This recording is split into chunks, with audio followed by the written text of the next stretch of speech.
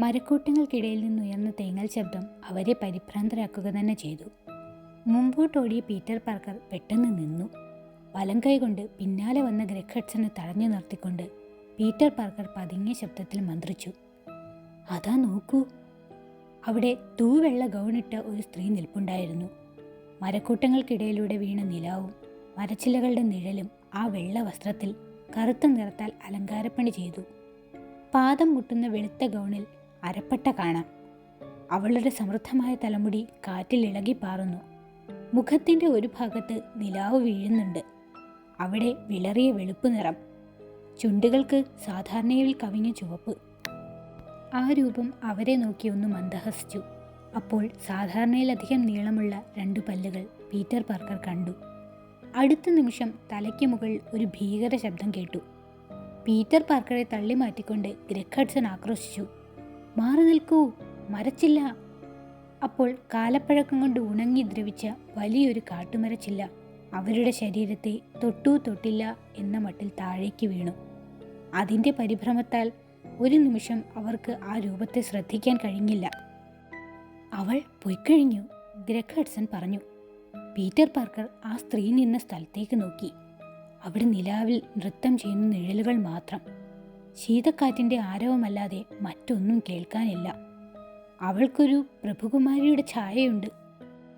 വസ്ത്രവും നൂറ്റാണ്ടുകൾ പഴക്കം തോന്നിക്കുന്ന ഡിസൈനിലുള്ളതാണ്.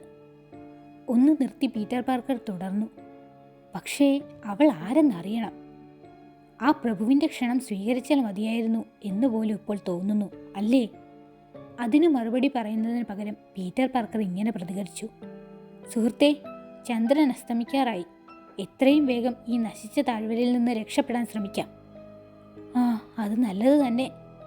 ഈ രാത്രിയും അടുത്ത പകലും നടന്നാൽ ജീവനോടെ ഉണ്ടെങ്കിൽ നാം തീർച്ചയായും ഹൈവേയുടെ ഏതെങ്കിലും ഭാഗത്തെത്തും. ഏതെങ്കിലും ഒരു കുതിരവണ്ടിക്കാരൻ നമ്മെ സഹായിക്കാതിരിക്കില്ല. ഗ്രെഗ് ഹഡ്സണും അതിനോട് യോജിച്ചു.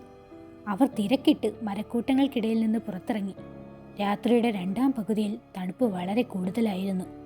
വിളറിയ നിലാവിൽ പരന്നു കിടക്കുന്ന താഴ്വര, അങ്ങിങ്ങ് ഉയർന്നു നിൽക്കുന്ന പാറക്കൂട്ടങ്ങൾ പതിയിരിക്കുന്ന ഭൂതങ്ങളെപ്പോലെ തോന്നിച്ചു. കുറ്റിച്ചെടികളിൽ കാറ്റ് വീശുമ്പോൾ ഇടം വല്ലം ചലിച്ചു. അവ തങ്ങളെ തലയാട്ടി പരിഹസിക്കും പോലെ അവർക്ക് തോന്നി. കുറേ ദൂരം നടന്നപ്പോൾ താഴ്വരയ്ക്ക് നടുവിൽ ഉയർത്തിക്കെട്ടിയ ഒരു മണ്ഡപം അവർ കണ്ടു. 10-100 പേർക്കിരിക്കാവുന്ന വലിപ്പം അതിനുണ്ടായിരുന്നു. അത് സശ്രദ്ധം നിരീക്ഷിച്ചിട്ട് പീറ്റർ പാർക്കർ പറഞ്ഞു. പണ്ടിവിടെ മത്സരങ്ങൾ നടക്കുന്ന ഒരു മൈതാനം ഉണ്ടായിരുന്നിരിക്കണം.